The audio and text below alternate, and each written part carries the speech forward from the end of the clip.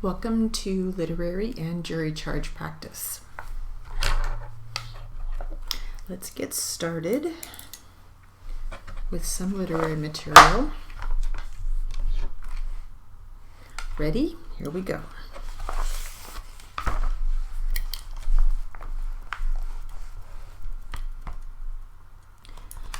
A new year can mean a fresh start for many people, and it is the reason that so many people decide to make New Year's resolutions.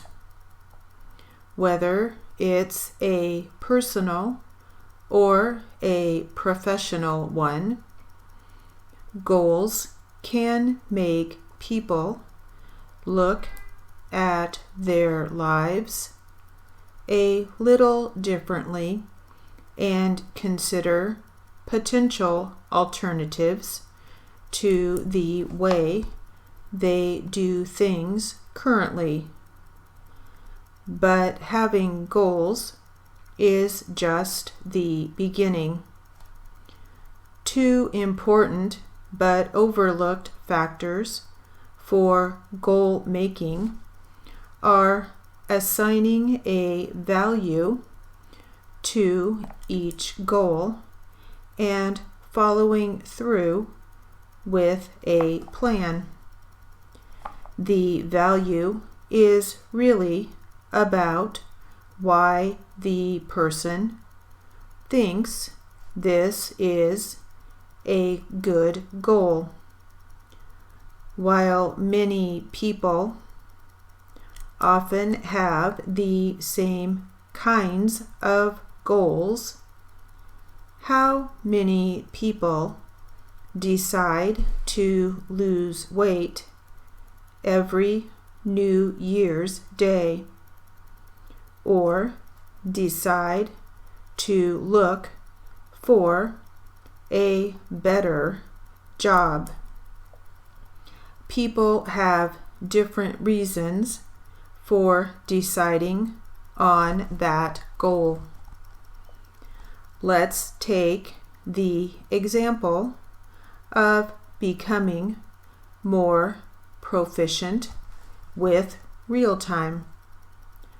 One person may want to become better at real time to be able to take on captioning jobs, while another person's real-time goal is all about saving time. That's assigning a value to the goal and understanding its value can help keep many people motivated when the progress is slow.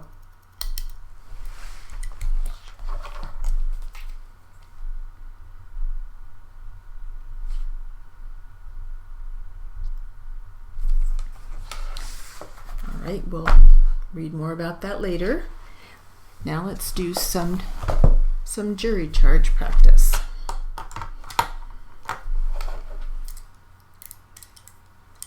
The subject of this jury charge is common carrier. Ready?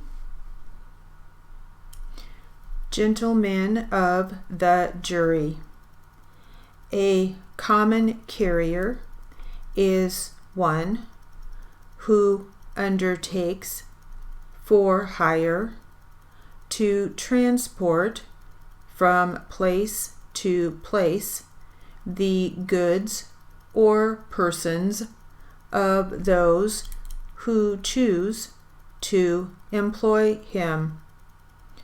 The defendant, in taking and transporting the machine here in question, was a common carrier for hire. Generally, a common carrier of goods ensures the safe transportation of the goods committed to him for that purpose, and he is responsible for all damages to the same while in transit. There are, however, certain exceptions to this rule. One of these exceptions is if the loss or damage arose solely from the fault of the shipper himself, that is, if the goods or freight transported is improperly packed or improperly loaded by the shipper, and this fact is not apparent or known to the carrier, and the carrier is not at fault himself in causing the damage, then the carrier is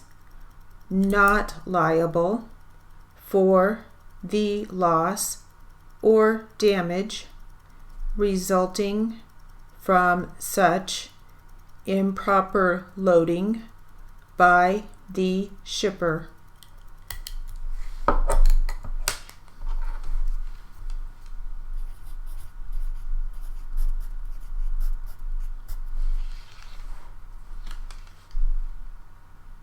Just want to see if we have any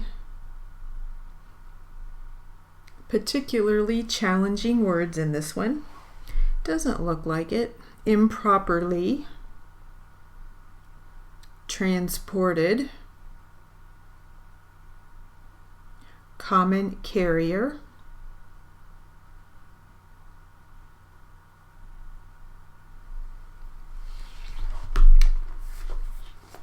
all right, let's get back to our literary material. The book that we've been reading from, Who Moved My Cheese? We'll read a little bit. Ready?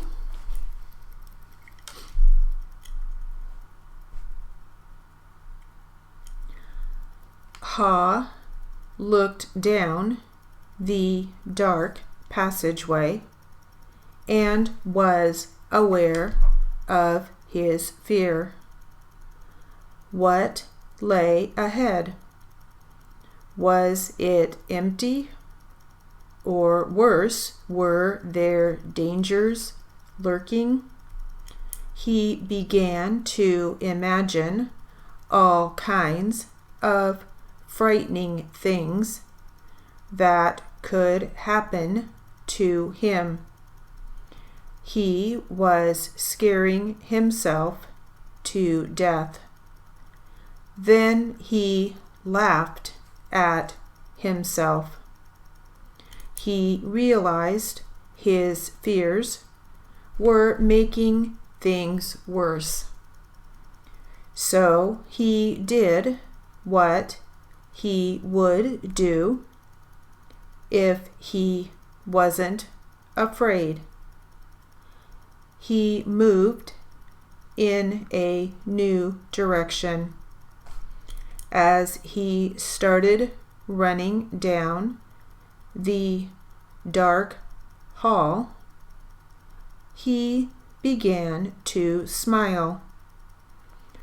Ha didn't realize it yet, but he was discovering what nourished his soul.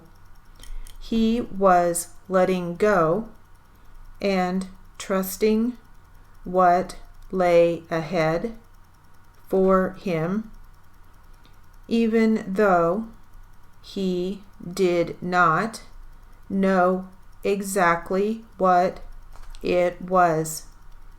To his surprise, Ha started to enjoy himself more and more. "Why do I feel so good?" he wondered. "I don't have any cheese, and I don't know where I am going." Before long, he knew why he felt good. He stopped to write again on the wall. When you move beyond your fear, you feel free.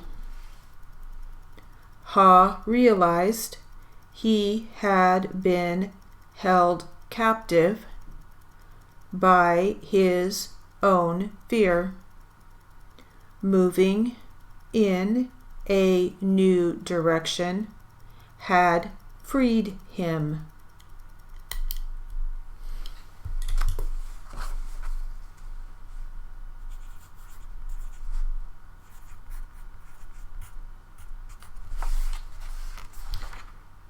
So we'll read more about the adventures of him and Ha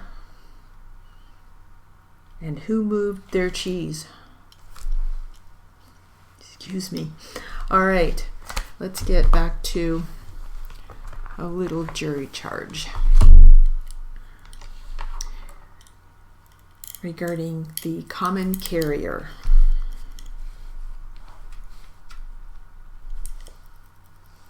Ready?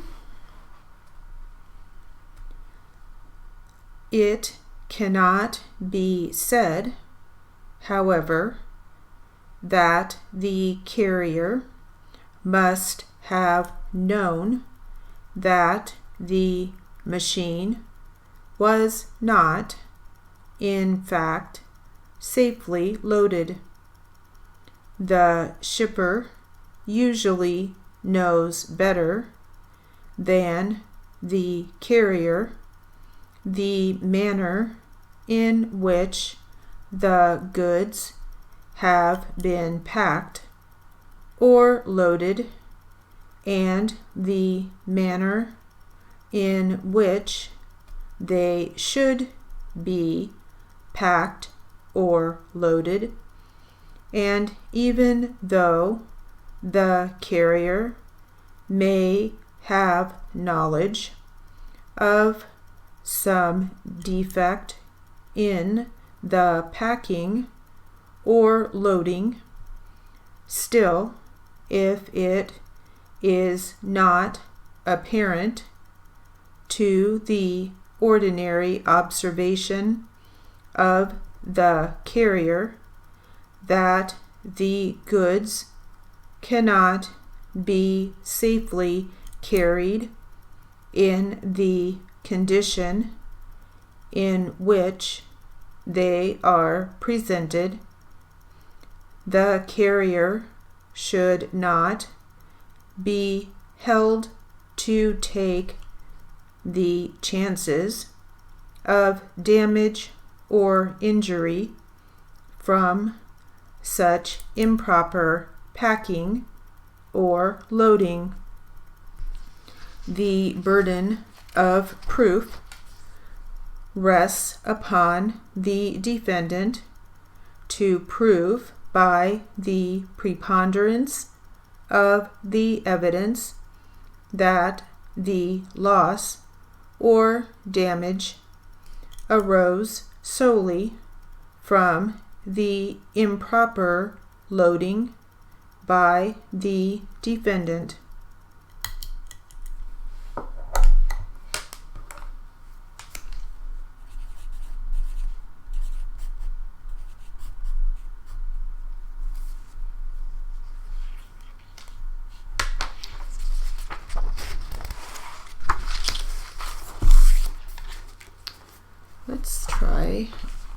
some material or some practice here with this article called "Great Things Never Come from Comfort Zones." Ready?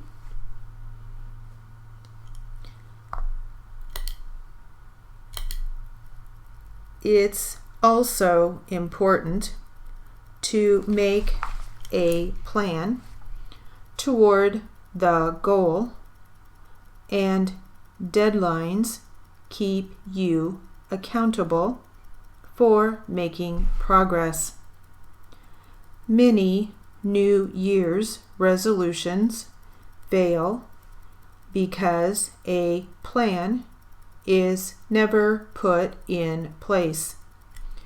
To go back to the example of becoming more real-time proficient, the person who is interested in taking on captioning jobs may decide to sign up for certification tests, download practice dictation at the speeds needed, and devote 15 minutes every day to practice.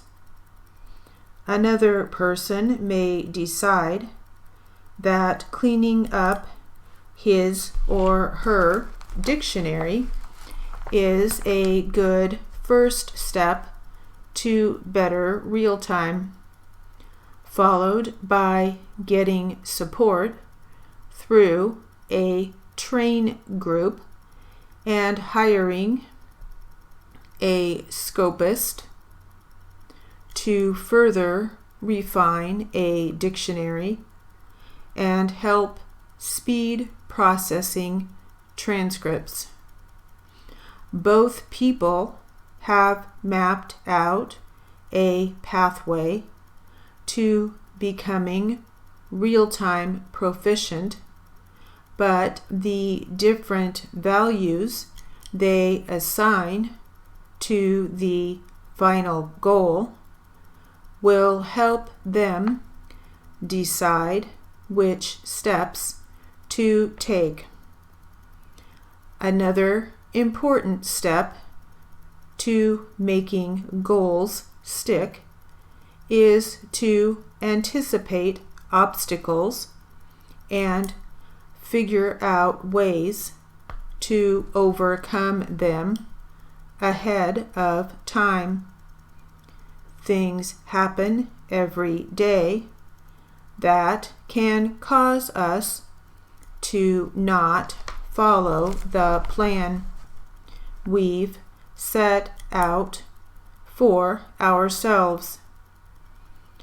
For instance, if part of the plan is to practice every day, what happens if you miss a day for illness or travel or whatever reason? Maybe one person will decide that it's important to practice no matter what, and decide that if the reason is one that has to do with lack of a steno machine, that air steno practice is good enough once in a while, that person may also make the next day's practice mandatory. Someone else might decide that if they want to practice every day, they will do it before anything else happens that day, making it harder for a change in habits to derail the plan.